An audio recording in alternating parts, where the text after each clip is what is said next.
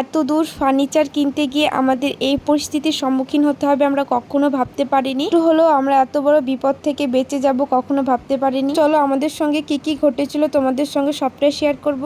তো hello everyone, welcome back to my channel. আশা করছি সকলে ভালো আছো, আমিও ভালো আছি। তো আবারও নিয়ে চলে এসেছি একটি ব্লগ নিয়ে। আজকে একটু সকাল সকাল বাড়ির সকলে মিলে বেরিয়ে পড়েছি একটু কিছু কেনাকাটায়।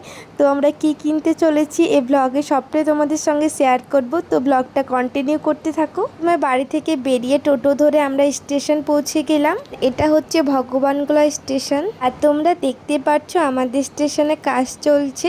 এখন স্টেশনটা অনেকটা বড় করা হচ্ছে আর উপরে ছাউনি দেওয়া হচ্ছে। আর তোমাদের সঙ্গে কথা বলতে বলতে ট্রেনে চলে এলো। ট্রেনে চেপে মুর্শিদাবাদ স্টেশনও পৌঁছে গেলাম। এবার স্টেশন থেকে আমরা নেমে টোটো ধরে নিলাম।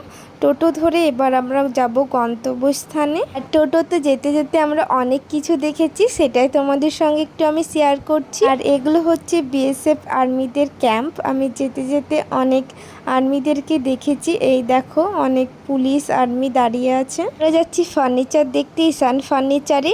মুর্শিদাবাদ স্টেশন থেকে টোটো ধরে 15 মিনিটে পৌঁছে যাব আমরা এই ঈশান ফার্নিচারে। এই দেখো আমরা পৌঁছেও গেছি ঈশান ফার্নিচারে। আর গিয়ে দেখলাম কিছু হাইড্রোনিক বেড আর আরও বিভিন্ন রকমের বেড আছে। আর এখানে আছে অনেক রকমের ডাইনিং টেবিল, অনেক সুন্দর সুন্দর এখানে ডাইনিং টেবিল আছে। আর দিদির জন্য যেহেতু আমরা ফার্নিচার কিনতে গেছিলাম, আর এখানে দিদি দেখছিল কিছু ওয়ার্ড্রপ।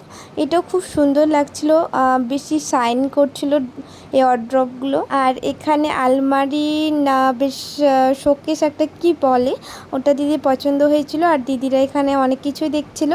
আর এটা আমার ড্রেসিং টেবিলটা কিন্তু অনেক পছন্দ হয়েছিল। দিদিকেও দেখালাম, দিদিরও অনেক পছন্দ হলো। আর এটা আমরা চুজ করেছিলাম। তোমরা যদি একবার এখানে আসো তোমাদের সব কিছু এখানকার পছন্দ হবে, কারণ সব ইউনিক কালেকশন আছে। তোমরা কিন্তু নিজস্ব ডিজাইন নিয়ে গিয়ে ওখানে দেখাতে পারো, ওই রকম করে অর্ডার দিলে ওই রকমই বানিয়ে দেবে।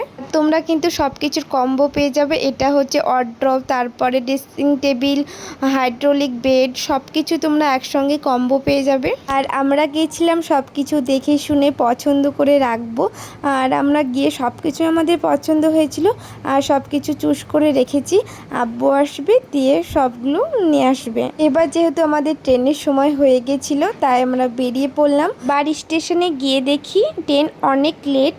এবার আমরা সবাই মিলে একটু ঘুগনি খেয়ে নিলাম। বসে আছি, ট্রেনের কোনো ঠিক ঠিকানা নেই। প্রায় 30 মিনিট মতো লেট ছিল আমাদের ট্রেন। তাই কি করব, বসে বসে চিরুনি দিয়ে চুলটায় আঁচড়ে নিচ্ছিলাম। চুল আঁচড়াতে এবার দেখি আমাদের ট্রেনও চলে এসছে। আর ট্রেনে এত ভিড় ছিল আমি কোনো ভিডিও ক্লিপ নিতে পারিনি। আর এবার আমরা নেমে গেলাম ট্রেন থেকে।